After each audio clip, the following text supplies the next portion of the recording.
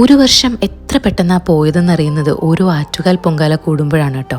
അപ്പോൾ ഇന്നതാ നമ്മുടെ കൂടെ ഈ 2 സ്പെഷ്യൽ ഗസ്റ്റുകളുണ്ട് കേട്ടോ പൊങ്കാലയിടാൻ. ഒരു നേർച്ചയുടെ ഭാഗമായിട്ടാണ് ഇവർ രണ്ടുപേരും നമ്മളോടൊപ്പം പൊങ്കാലയിടാൻ കൂടിയത്. അങ്ങനെ വിളക്കെല്ലാം ഒരുക്കി എല്ലാം സെറ്റായി, അടുപ്പ് കത്തിച്ചു. രണ്ടുപേരും നല്ല അടിപൊളിയായിട്ട് ആക്റ്റീവായിട്ട് പൊങ്കാല ഇട്ടു കേട്ടോ. ഞാൻ വിചാരിച്ചു പകുതിക്ക് വെച്ചൊക്കെ നിർത്തിയിട്ട് അകത്തേക്ക് വീട്ടിലേക്ക് കയറിപ്പോകുന്നു. പക്ഷേ ഇല്ല, ഫുള്ള് നിന്നിട്ട് അവർ പൊങ്കാല ഇട്ടു.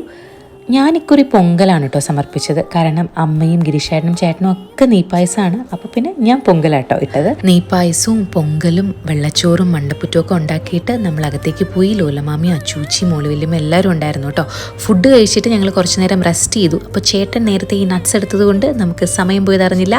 പുഷ്പവൃഷ്ടി കഴിഞ്ഞു, നീതിച്ചു. എന്നിട്ട് അച്ഛൻ്റെ കുടുംബ വീട്ടിൽ പോയി കുറച്ച് നേരം സ്പെൻഡ് ചെയ്തു. അങ്ങനെ ദാ ഈ കൊല്ലത്തെ ആറ്റുകാൽ പൊങ്കാലയും ദാ ഇവിടെ അവസാനിക്കുകയാണ് കേട്ടോ. എല്ലാവർക്കും നല്ലത് മാത്രം വരട്ടെ എന്ന് പ്രാർത്ഥിച്ചുകൊണ്ട് ടാറ്റാ.